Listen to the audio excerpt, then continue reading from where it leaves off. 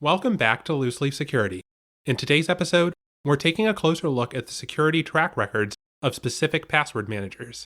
If you've decided to use a password manager but haven't picked one yet, this episode has you covered. We'll talk about the major password manager extensions and mobile apps and how they've handled some recent security problems. But even if you've been using the same password manager for years and love it, it's worth listening to get a better understanding on how password manager security is supposed to work and what the common weak points are. That way, when new security issues and threats come out, you'll be well equipped to respond. We'll talk about which attacks are the most concerning, so you'll be able to evaluate the many password managers out there and figure out which makes the most sense for your own personal security needs. And hopefully get a better understanding about what you should be concerned about generally. Right. The more threat models you know well, the better prepared you'll be to figure out what your threat model should be for your other security needs.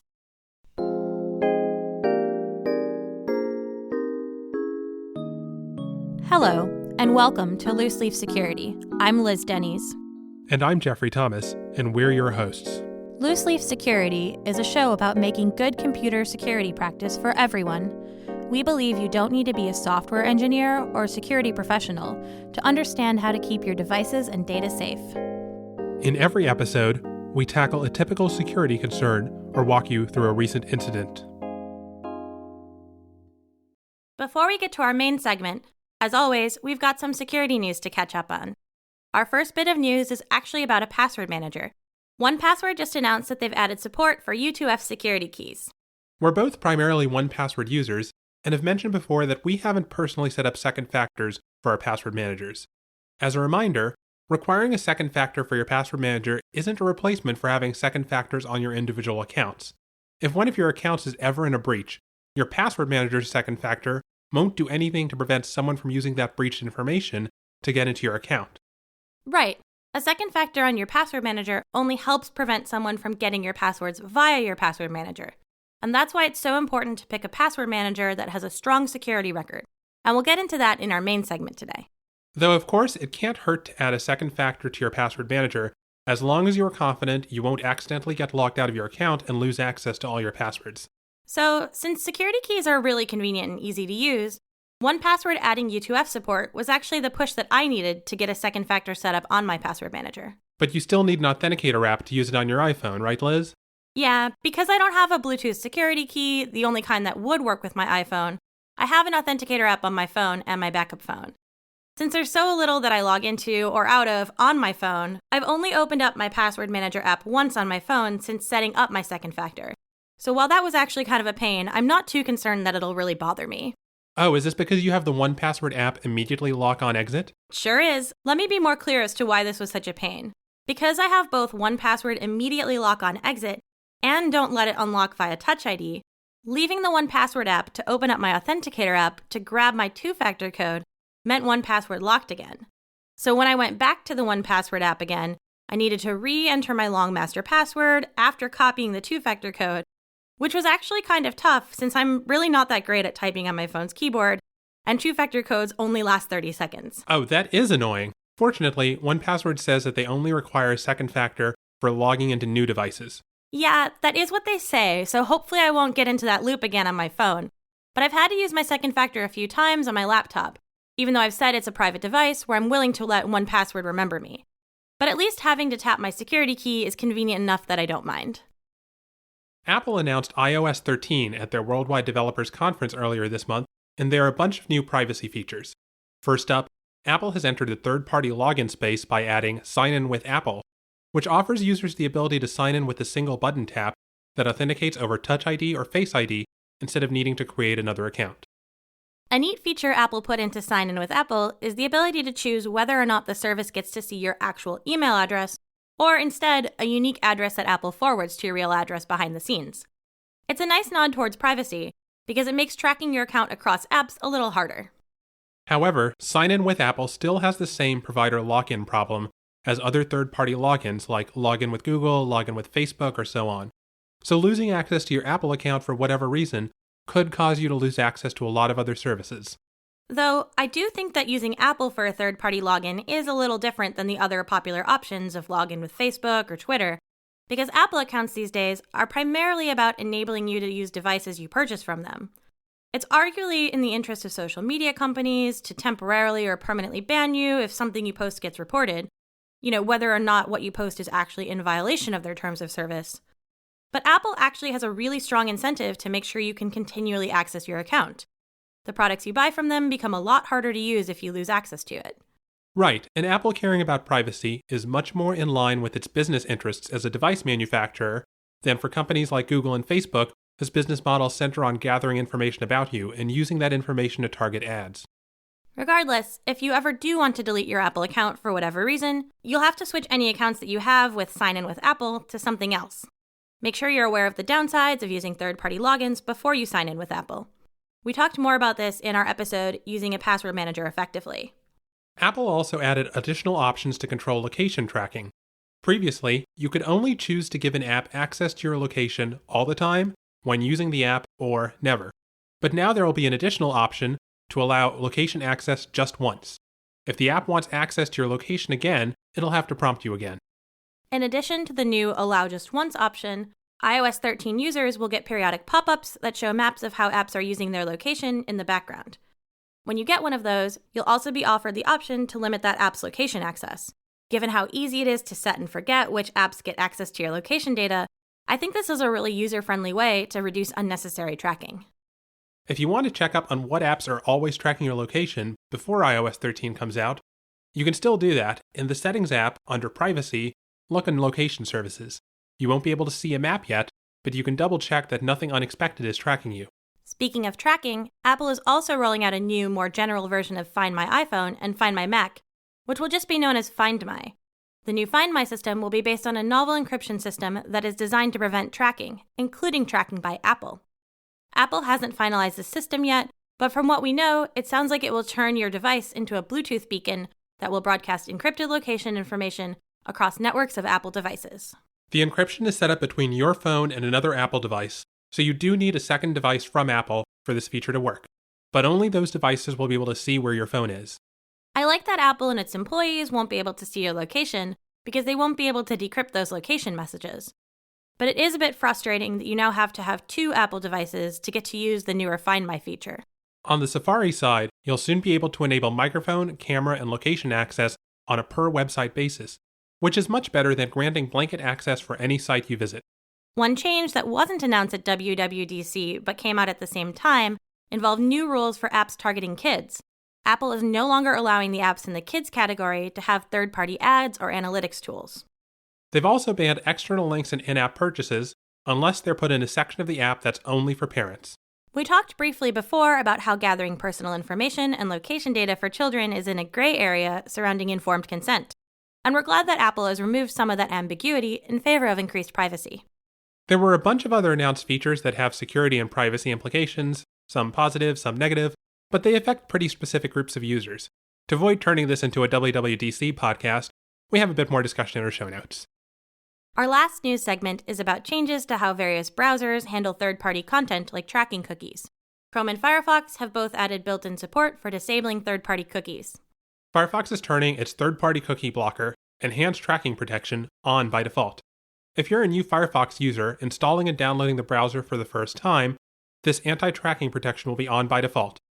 It's rolling out to existing Firefox users in, quote, the coming months, but you can also turn it on manually if you don't want to wait. We'll include how to do that in our show notes. Chrome's new built-in third-party cookie blocker, on the other hand, will not be on by default. And I have to say, the setting to block third-party cookies is currently quite buried, and typing third-party in the settings search bar doesn't give any results. We'll include where to find Chrome's setting in our show notes too. By the way, if you use Apple's Safari as your browser, you've gotten third-party cookie blocking by default for years. I think there's a lot to be said about making privacy the default. It's unclear how many users change their settings, particularly when it's hard to find. An old study from 2009 suggested about 10% of users disabled third-party cookies, though more recently I hear a lot more people talking about ad blockers and third-party cookies, and of course, this was also before browsers started blocking this content by default. I think people both inside and outside of tech are generally becoming more aware of how the web works as we all come to rely on it more and more.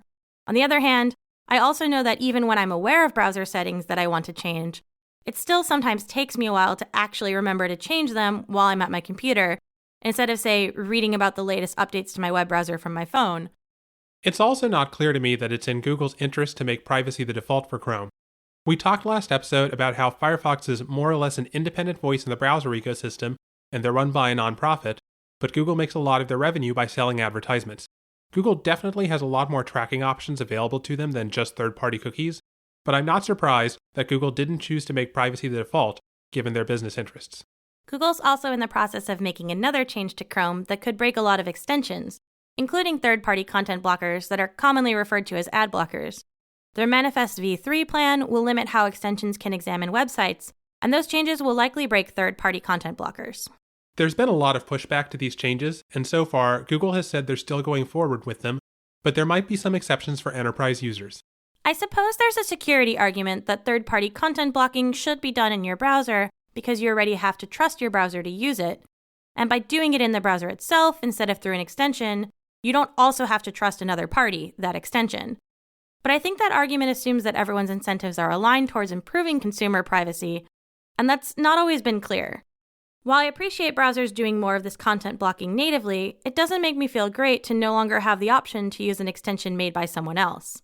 Of course, it's important to make sure that extension is well vetted and doing what it should be, and there have been lots of ad blockers out there that either do something malicious or don't actually block a lot of the ads they know about. But it's nice to have more than just the one option provided by your browser itself. Yeah, we talk more about third-party cookies and how to choose trustworthy unwanted content blocker extensions in our episode, Web Security Continued, Cookies, Plugins, and Extensions. And as a reminder, you can check out this episode's show notes for how to turn on third-party cookie blocking in Chrome and Firefox's settings. We'll get to our main segment after a quick break.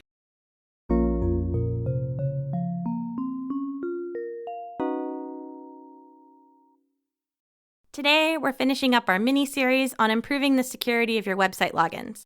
Last time, we talked about two-factor tidying, and the episode before that, we looked at using a password manager effectively. In this episode, we're taking a hard look at password manager security, including going through some specific security issues that various password managers have had in the past. By the way, if password managers are new to you, you might want to check out our very first episode, Securing Your Online Account Passwords, which covers online account security more generally and the trade-offs of password managers versus other ways of handling all the passwords you need for various websites. Spoiler, we mostly ended up on the side of password managers. Although, to be fair, I only really started using one a couple of years ago. I had a password scheme before that, and I'm sure there's few websites I rarely log into that are still on that scheme. One of the big reasons we like password managers, as we discussed 2 episodes ago, is how they have browser extensions which automatically fill in the right password for the right site. And they don't offer to fill in a password if you're on the wrong site. This is one of the 2 strongest defenses you can have against phishing attacks, where someone sends you a link to a page that looks like a login page you use frequently, but is actually run by an attacker who's trying to harvest your passwords. The other strong defense against phishing attacks is security keys as a second factor, which we've mentioned a few times when we've talked about two-factor authentication. Security keys are excellent second factors, and we both use them where we can, but they only provide phishing protection for accounts that let you use them for two-factor. By using a password manager, you can get that phishing protection for all your online accounts. Right. Both password manager browser extensions and security keys will check which website you're on before filling in any information. If you're copying a password from a separate password manager app, or entering an authentication code from a text message or something like that, there's always the risk that you get tricked by a phishing page and enter the secret into the wrong place. The trade-off here is that the password manager extensions are a whole bunch of complicated code that's running inside your browser, so it's a bigger attack surface. By using an extension instead of a separate isolated app, you're intentionally telling your password manager to integrate deeply into your browser, and so it's a lot easier for something to go wrong. Usually that's one of the concerns people have. Certainly, it feels safer not to have something automatically fill in passwords and to check yourself whether the password should get copied in. And to be honest, that isn't a bad instinct. Yeah, there have been some serious issues with password manager extensions, and in particular, their autofill functions before. The good news is you can look at the track records of various password managers, see which ones have been affected, and then evaluate how they've responded. The basic problem is, if a browser extension is going to add features to a website like a password fill button, it simultaneously needs to add some code that runs as that website. Basically, it temporarily pretends to be that website, and also it has to have a bunch of special access that website doesn't actually have, like accessing your saved passwords, and it needs to be very careful about balancing those 2 requirements. In our episode last year, The History of the Web and an Introduction to Browser Security, We talked about how browsers separate websites into their own isolated areas. We called them snow boots. If snow somehow manages to get into your left shoe, at least it won't somehow leak into your right shoe. In the same way, if something goes wrong with one website, it's contained to that website.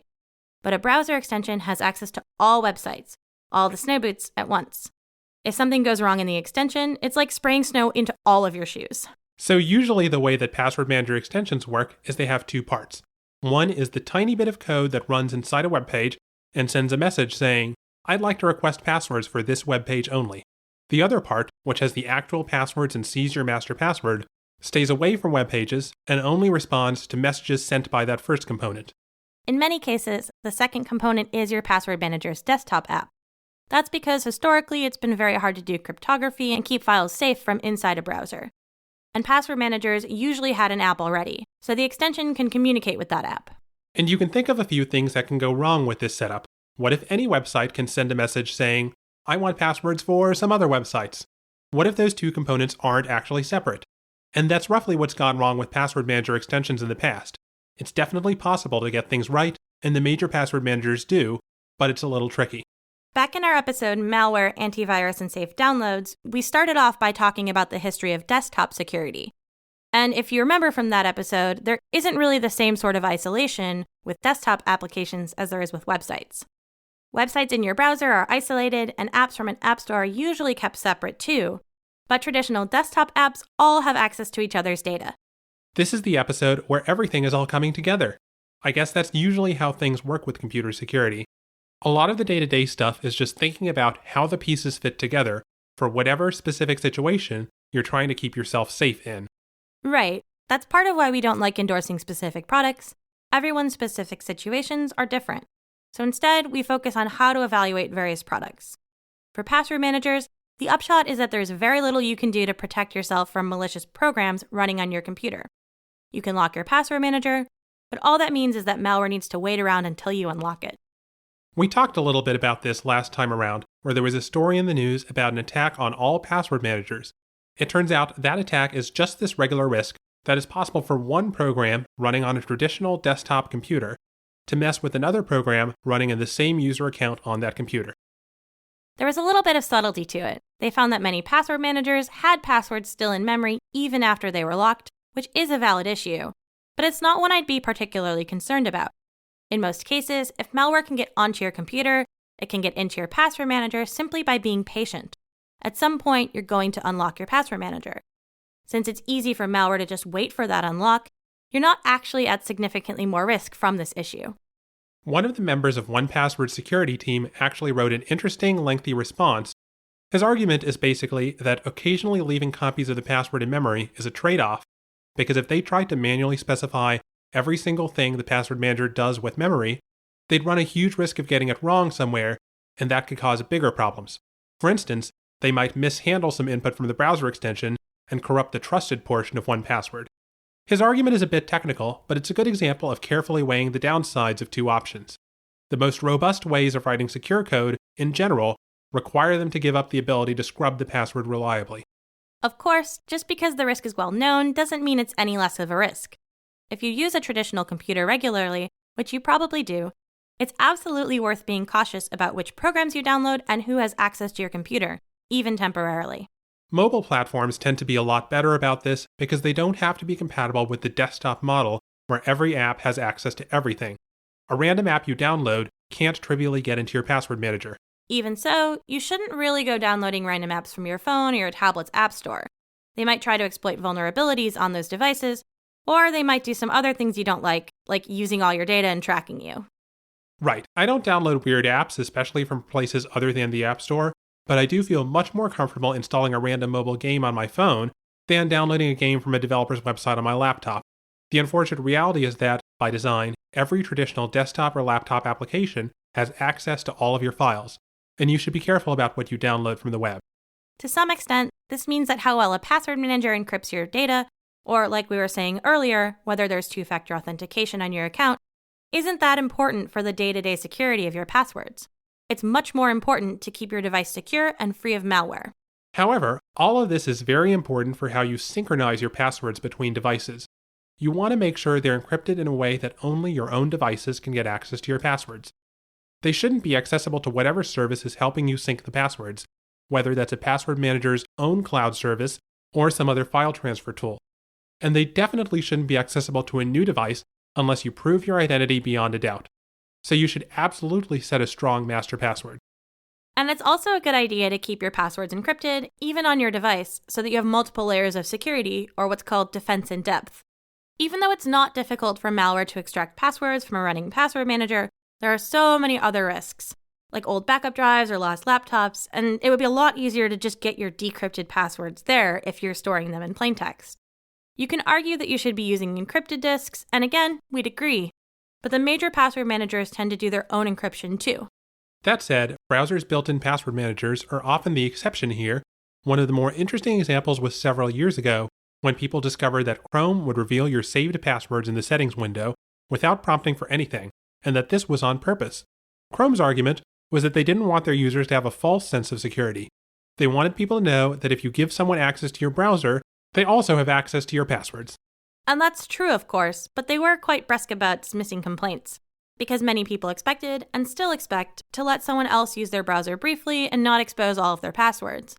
Chrome's engineering team is technically correct when they say you shouldn't be doing that, but let's be realistic. We've all let our friend borrow our laptop to check something before. Safari saves its passwords in the macOS keychain, which is encrypted with your login password or some other password you choose. And it tells you when your keychain is locked or unlocked, and it plays a little sound so you know if your keychain is accessible at the moment or not. It's sort of like locking the door to your bathroom. Those locks aren't meant to be secure against someone trying to pick it, but you expect your friends aren't actually going to do that. Firefox actually encourages you to set a master password for the password manager, but the encryption is pretty weak. Specifically, the way they convert your password to an encryption key was considered out of date a decade ago, and they still haven't changed it. If you aren't using a long phrase as your master password, it's likely that it can be brute forced. As far as I can tell, none of the encryption mechanisms for browser password managers are very strong. On Windows, Chrome and Edge use a built-in encryption function that's based on your Windows login password and makes decryption available to any program running in your account.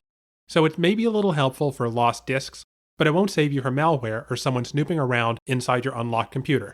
And even for the macOS keychain, it's not clear how it's encrypted. The current macOS security overview document just refers to protecting keychain with access control lists, not encryption. That will work for sandboxed apps from the App Store, but not for traditional desktop apps. Even so, Chrome ended up adding a little prompt for you to type in your login password before showing your saved passwords. It definitely helps against casual snooping, but you should still remember that an attacker who really wants to get your passwords can get them if they can get malware onto your computer. Apart from encryption on disk, browsers tend to be pretty good about the security of their password managers. This isn't too surprising. Browsers already need to make sure they're only making cookies and other saved data available to the right site, so adding passwords isn't too complicated. You're already relying on your browser to be secure, to make snowboots that don't have big holes in them. So relying on them for saved passwords is pretty sensible. The big drawback, the reason Jeffrey and I both use third-party password managers, is that syncing passwords between devices is weaker, and especially syncing between devices that use different browsers. That's really difficult. We took a look for security issues about browser password managers getting isolation wrong, and there really haven't been many. If you're interested, you can take a look for yourself. There's a standard catalog of software security issues run by a US government contractor. It's called Common Vulnerabilities and Exposures, or CVE for short. The CVE database is handy for security teams at big companies because it provides a label for a specific issue. You can say, oh, has Apple fixed CVE 2019-8550 yet? Instead of saying the iPhone FaceTime bug, and then someone else being like, which FaceTime bug? But the fact that things are nicely cataloged is helpful for us as individuals too, so we can see the track record of a piece of software, both how often things go wrong and what kind of security issues there are with it. There are a number of sites that let you search through CVEs, and we'll link to some of them in our show notes. Looking at password manager bugs in the major browsers, the most recent ones about filling a password into the wrong site were all years ago. Like in 2014, Safari on iOS would autofill passwords against HTTPS sites with bad certificates, potentially leaking passwords to malicious pages trying to impersonate a real page. That's pretty bad, but it kind of makes sense how you would forget to put in this check. Browsers tend to be pretty good at filling in the right password for the right site, right? Yeah, in the last few years, it seems like there haven't been bugs where they fail against a totally unrelated site. Which makes sense because they're already doing origin checking just to get the basic parts of the browser right. Back in 2010, there was an issue in Chrome where if you put a password-protected image on another site, it would fill in that other site's password to the original site. So you could imagine someone like putting an image in a forum post, but having the image be hosted by a malicious website, and it would autofill with the forum credentials. Wow, 2010 doesn't feel that long ago, but it's amazing how much basic things in digital security have matured in the last few years. Yeah, if you go to the previous decade, you can see some really interesting views. One is that on MySpace... That's a name I haven't heard in a while. Wow, everything was full of animations and pop-ups and marquees and everything. Yeah, so MySpace basically let you upload your own custom HTML and JavaScript. The world really was a different place then. That led to some huge security vulnerabilities because all of that ran inside MySpace's Snowboot, right? Precisely, but we didn't really have a great model of how web security was supposed to work back then. If someone put a username and password field on their MySpace profile and set the forum to send the password to their own page, browsers would still fill in the MySpace password, and people thought this was a problem. But you could just grab the cookies from the page, or use JavaScript to click on anything on MySpace. Right. Even then, there was pushback about whether this was really a bug, but they decided to fix it. They only fill in the MySpace password if it's going to MySpace. Still, yes, malicious JavaScript could just read that password before it gets sent. Fortunately, in the years since then, websites that let anyone upload custom HTML and JavaScript have faded away. Or if custom styling is still a feature, they'll generally move your HTML and JavaScript to its own origin so it's isolated from every other page on that site. Or even better, they'll just let you upload a few custom images to decorate the page. They'll host those images themselves, and that doesn't run the same security risks as being allowed to put in arbitrary code. So let's take a look at password manager extensions. They're more difficult to get right in general because they don't have access to the web browser's internals, and so they need to do things like have the two-part architecture we talked about earlier, and there's more room for things to go wrong. There's a team at Google called Project Zero, which does security research generally on non-Google products. The motivation for Google, I think, is generally to improve the web and more specifically to improve commonly used products that they're using internally and that their customers tend to use. We took a look at their research on password manager extensions. It's one way to get a sense of how secure various password managers are. It's not foolproof. Password manager extensions aren't their main mission, and in any case, there's no guarantee that Project Zero will find every problem. But it's a good way to get a rough idea of whether things look generally solid or not. And the Project Zero team is pretty familiar with all the complicated corners of browser security. Out of the top 5 most popular password managers we listed on our resources page, the only one they didn't report anything from was KeePass, but that's not too surprising. KeePass is the open source, do-it-yourself option, so there isn't a single obvious extension to use with it. There are a few popular ones, but even for the app itself, there's both KeePass and KeePass XC. As for the others, we're going to run through them in alphabetical order to be impartial. 1Password had one issue in 2016. Someone who can run code on your computer can send a message to the app pretending to be the extension. This only happened on Windows, and the root of the problem was sort of a footnote to a way that Windows lets you identify who's sending an app a message that lets you pretend to be any other app. Hold up, what's the vulnerability there? Didn't we just say that you can't protect against other apps, only against other websites? Yeah, this one is subtle. It's saying that another user on your computer can send those messages. If you share your computer with multiple people, and you all have separate logins, one person's apps and files shouldn't be able to interact with another person's. It's basically another layer of snow boots. Okay, that does seem like a problem, but it's probably a problem for very few people. We've recommended against sharing computers before because someone needs to have an admin account, and if you have an admin account, you can generally get into other users' accounts.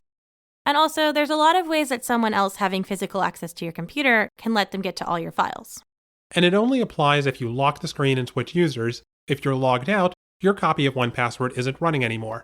Still, it's better not to rely on that on a multi-user machine, so it's good to know that they fixed this. Somewhat disappointingly, it took about 2 months after the report to publish the fix, even though they responded confirming the issue on the same day. Next up is Dashlane, which had an interesting issue in 2016. Project Zero didn't find any attacks on the password manager itself, but they did find the presence of the Dashlane extension introduced a pathway for a cross-site scripting attack between two websites. Oh, interesting. So it's like they left a paper towel on top of the snow boots, and water soaked up from one and dripped into the other. I think you're stretching this analogy a bit too far to make sense, but you're not wrong. If a malicious website expected its victims to have the Dashlane extension installed, it could trick that extension into sending JavaScript to another open tab and mess with the website that way, possibly monitoring your login process or stealing your cookies. That one was also patched pretty quickly. They got back to Google with the proposed fix the same day. I think it's not super surprising that they had a bug since their extension is a bit younger, and it's also a good sign that they fixed it quickly. Keeper did a little less well. There were 2 recent issues, one in 2016 and another in 2017, and they were basically the same problem. The in-page half of their extension had the ability to search through all saved passwords and make any request of what should have been the out-of-page half of the extension. So any website you were on could see if you had Keeper installed and fetch passwords for any other website. In general, I don't think counting the number of bugs in a piece of software is a really fair way to measure how secure it is, but in this case, it doesn't sit well with me that it was basically the same bug both times, and also that the bug was about the basic design of the extension and how to properly keep your information secure. Right. You're really looking less at whether they messed up or got tripped up by something buried in, say, some Windows documentation, than at how it happened and whether they had a good process for writing secure software and updating those bugs. Everyone makes typos, but if you're publishing an encyclopedia and have released multiple editions with the same incorrect information worded differently, even after those mistakes were brought to your attention, that's more of a sign of a problem. They did fix each of these issues within under 2 days, and while it's a great thing that they can respond, fix, and publish updates quickly, I wish they also had some signs of a process to audit for these sorts of problems proactively. That brings us to LastPass, which Project Zero found 5 issues in the last few years. The first one was in their Firefox extension. When you click the LastPass button in a password field, they set up an open channel from the website to the LastPass app. A malicious web page could send all sorts of messages through that channel, including searching for any password and even logging you into a new LastPass account, so all your new saved passwords would go into the attacker's account instead of just into yours. And you didn't even have to click it, because it's a button present in the web page. Malicious code in the web page is able to trigger an artificial click of that button and do all of this behind the scenes. So basically it's the same as Keeper's issues above, not being paranoid about messages that are sent where websites can control them. The next one was actually sort of a repeat of an issue from 2015, where a researcher at the security firm Detectify found that the LastPass extension would be very easily tricked by bad URLs. Turned out you could make a website on any domain name and put some special characters and twitter.com, and the LastPass extension would gladly fill in the twitter.com password. That's quite bad. To be fair to them, this was before browsers had built-in functionality that websites could use to make sense of a URL. It turns out URLs can be pretty complicated, and it is actually kind of hard to make sure you're not getting fooled by them. Yeah, we mentioned this briefly in our show notes in the previous password episode. By now, password manager extensions ought to be able to use this built-in function and work reliably. But even without the help of browsers, the process of making sense of a URL is well-defined. It might be complicated, but password manager extensions need to be particularly careful about not being tricked up about this. Right. The whole reason I'm using a password manager extension is I don't trust myself to read the URL right, so it's pretty bad if the extension isn't doing that either. So they fixed this issue from 2015 that Detectify reported, but it came back? Right. Project Zero found a particularly strange format of a URL that would still trip up LastPass's improved code. So basically, LastPass hadn't completely fixed the problem. It was just much harder to figure out how to break their code. It is a little frustrating that they responded to this issue and published a fix only to find out 2 years later that the fix wasn't complete. And while I want to cut them some slack for this being hard, it kind of also is the most important hard problem a password manager extension needs to solve, and none of the others had this sort of issue. Also in 2017, they had an issue where they apparently wanted to let some page on LastPass.com send messages to the extension. But they didn't do any filtering of those messages, and worse, they didn't do any filtering of whether they were actually coming from that one page. And some of the messages would let you run code or access passwords. That's also pretty bad news. I feel like it's a design issue in general for the password manager company's website to have special access to the extension. In a sense, yes, it's the same people who are giving you the code for the password manager itself and automatic software updates to it, but it shouldn't be too easy for their servers to send orders to your local password manager. They fixed it by taking down that one web page, but as it happens, that only blocked the issue in Chrome, not Firefox. Because Chrome doesn't run extensions on error pages and Firefox does. Finally, there is one very subtle issue about the difficulty of writing secure browser extensions in general. LastPass was badly hit by this one, and to their credit, they set to cleaning things up quickly. Even so, it sounds like, of the major password manager extensions, LastPass fared the worst. Which isn't to say that it's bad as a password manager. but if the value of a password manager to you is the browser extension, it has a weaker track record than the other major ones do. It's certainly not the worst of the ones Project Zero looked at, though. This was only among the really popular ones that it fared so badly. Oh, did they look at some other small ones? Yeah, Trend Micro, the antivirus maker, has a password manager and their own browser, what they call a, quote, secure browser. Let me guess, it wasn't. So the secure browser, it turns out, is based on Chrome, although it was a version of Chrome that was close to a year out of date. And it even runs with an option to disable sandboxing, or that snow booting that we've talked about before. Like literally running around the snow in socks. Yep. And Project Zero found out about this because the password manager starts up a little web server on your computer, and one of the things this web server could do is open up the secure browser. It turns out that another thing the web server could do is run any program on your computer, or return any saved password and decrypt it. This seems like one of the worst possible ways to implement the split of the untrusted and trusted halves of a password manager. While it's very easy to access a web server from a browser extension, after all, it's what browsers are good at doing, by the same token, it's also very easy for any random website to access that same web server. So if you visited a malicious website, which could just be clicking a weird link because you're curious, or even loading a malicious ad on an otherwise trustworthy web page, it could impersonate the password manager extension. They got the update for this out in a week after Project Zero pushed them on it. It fixed the most serious of their problems, but it looks like there are a lot of other functions in this web server that Project Zero didn't investigate in detail. And it's definitely not clear that Trend Micro did either. I guess points to them for responding quickly, but I think the design issue is the bigger concern here. What they should have done is said, hold up, there are way better ways of communicating between the password manager extension and its core without letting everyone communicate with that core. I mean, what they really should have done is implemented a secure communication channel from day one and not have needed an outside researcher to tell them about it. So I'm really concerned about the underlying quality of this software, and not just the password manager component, but the secure browser, the antivirus, and everything else too. Well, you should be. 2 months later, they found another embedded web server in Trend Micro's password manager and their antivirus products, which also let you run any code on the computer. Oh my, just 2 months and it took Google to find it again? Yeah, and they couldn't fix it promptly because it wasn't even their own code running that server. Trend Micro said it was a, quote, third-party binary, and their engineers needed, quote, extra time to crack open the source code to disable the debug port. And what they ended up shipping was a workaround, basically jamming something else in front of that server to prevent it from opening the port instead of actually implementing a proper fix. This is basically a textbook example of a security track record that's not trustworthy. It seems like there are some underlying issues with how they've designed the software, and even if they're very responsive to researchers who find problems, which is great, by the way, that can only get so far. Also, these issues weren't just in the password manager, it was also in their antivirus products. It goes back to what we were saying in our episode, Malware, Antivirus, and Safe Downloads. The trade-off is that antivirus software generally has significant access to your system to get its job done, and if something goes wrong with how the antivirus software is written, it can introduce major security problems that wouldn't have been there in the first place. We should also note that this is a pretty limited cross-section of security vulnerabilities. It's just what Project Zero could find in a specific block of time when they happen to be interested in password manager extensions. And as we mentioned, they didn't look at KeePass, so you shouldn't take this as advice that a specific password manager is going to be great forever. Though I am feeling a lot more confident about my choice of password manager from these results. A better takeaway is to pay attention to security updates and blog posts from the team that makes your password manager, and see what sorts of things they're fixing and how they're doing it. And dig a little bit behind the blog post.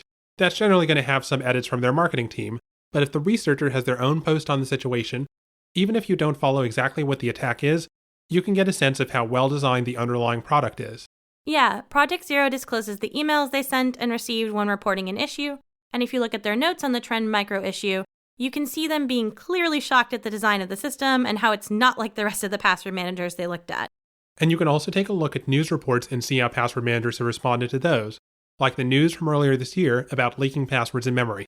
If the company making your password manager can give a quick, straightforward response, that is a sign of confidence. If they're not saying anything, or they spend a lot of time saying how there's no evidence any customer data was stolen, well, a properly designed password manager shouldn't leak any information back to the company, so they shouldn't have that data in the first place. Yeah, they're just trying to sound reassuring, which is very different from actually being reassuring. If they say, this issue isn't important because it's not how our threat model works, that's one thing. If they say, this issue isn't important because we haven't heard anyone lose their passwords because of it, that's quite another. So we've generally been talking about the threat models and security design of desktop password managers and their browser extensions. One last thing that's worth going into is how mobile password managers make sure the password is going to the right place. Mobile platforms like Android and iOS have browser-style isolation between apps, but apps don't have URLs. So how does your saved password for Facebook.com get to the Facebook app, but not anyone else? Or worse, how is your phone supposed to know that your saved accounts.google.com password is allowed to go to the Google Maps or the YouTube app?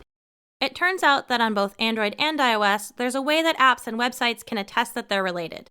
That attestation has to happen in both directions, which is good for security.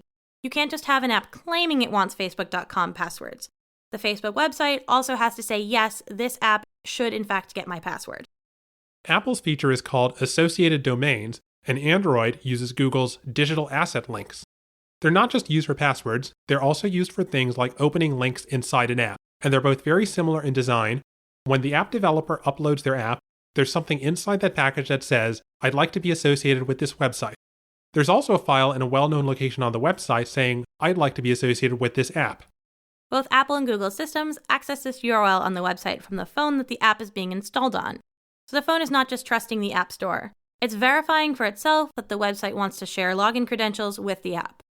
Once the device knows about this relationship, if you tell your password manager app to fill in a password in an app, it will be able to find saved passwords for the corresponding website and not show you saved passwords for other websites.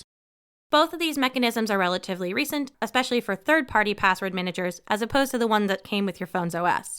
The Password Manager API that lets you use third-party password managers is new in iOS 12, released last year, and Android password managers only started using digital asset links last fall. Before that, password managers on Android would generally check the app's package name, which is a code name that's usually somehow based on the name of the app maker's website. Facebook's app, for instance, is internally called com.facebook.katana. But the trouble is that these names aren't necessarily trustworthy. Last year, a group of Italian researchers discovered that it's really easy to make an app with a package name that includes the word Facebook and get it into the Play Store. And that would be enough for password managers to prompt to autofill Facebook credentials. At the time of this research, only Google's own Smart Lock actually checked digital asset links. All the other major password managers were vulnerable to an attack of some form, although some of the problems were more serious than others. Dashlane had the biggest problem, but also the best response. They were just searching for any text in common, so an app with face in its package name, anywhere, could get the Facebook password suggested. Their immediate response was to add a warning when filling a password on a new app, asking you to make sure it sounds like it's the right app. But they've now implemented digital asset link checking and won't show a warning if it's verified. Not all websites and apps have set up digital asset links, so it's still a good idea to be paranoid if you see that warning from the Dashlane mobile app. Keeper gets points for effort. They looked up the app in the Play Store and tried to check the website listed there. But it turns out that also was not trustworthy. Like Dashlane, they added a warning, but they haven't said anything about digital asset link so far. LastPass would just convert the package name into a website, so for instance, com.facebook.katana would just turn into facebook.com. They too have added a warning on new apps, but also they've got a built-in database of apps and corresponding websites that they maintain manually. 1Password took a different approach. They never tried to guess about which password to fill, and they still don't. They let you search for all passwords that you've saved, and they try to make it clear that you're on your own. 1Password has said that they avoided digital asset links in the past because it wasn't mature, but the researchers inspired them to take a second look at it. However, it seems they still haven't implemented it. One thing I'm wondering about this is whether you could have noticed something was up and kept yourself safe, even before the researchers dug into all the details. Right. Like we've said before for password manager extensions, if you see a prompt for your master password be inside the web page as opposed to obviously outside it, or if you see all your password suggestions available within a single website, that's a sign something is going wrong. For 1Password, since they listed all the passwords, it should have been pretty obvious that they weren't actually trying to filter to the right site, and you needed to verify this for yourself. That is, unless you weren't just starting to set up your password manager and only had a few websites in it. For the other ones, maybe not. If you didn't have tons of apps prompting for your password, it probably would have looked like it's doing the right thing, since even though the password managers were guessing, they probably would have guessed right most of the time. Now that they have warnings, you should definitely pay attention to those and make sure you're filling in the password on the right app. The other high-level takeaway here is that you were safer on Apple, at the expense of having that feature much later. Apple insists that third-party password managers use their API, and their API always goes through the associated domains feature. Which feels very typical of Apple versus Android's differing stances to security, as we've discussed before in our episode comparing Android and iOS security. For example, Android discourages using sideloaded apps, that is, apps from outside the Play Store, but you can turn it on. Apple prohibits it, you have to jailbreak the phone. In the same way, Android let third-party password managers build autofill well before Apple did, but it didn't give them a good way to verify sites. So you got more features on Android sooner, but the trade-off is that the burden of keeping yourself secure falls more on you. Whatever platform you choose, though, your security is ultimately in your own hands. Hopefully, you've now got a better idea of how to evaluate password managers and can apply that to other security software too. Liz, we're at the end of the episode, and do we have any super witty sign-off? I don't think we did anything at the beginning either. You know, for once, it seems like we've made it through an episode without any terrible jokes. Well, other than the terrible joke of a security record of... Now, Jeffrey, be nice. Okay, fine.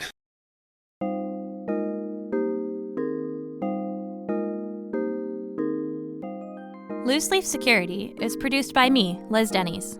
Our theme music, arranged by Liz, is based on excerpts of Venus, the Bringer of Peace, from Gustav Holst's original two-piano arrangement of The Planets. For a transcript of this show and links for further reading about topics covered in this episode, head on over to looseleafsecurity.com. You can also follow us on Twitter, Instagram, and Facebook at looseleafsecure.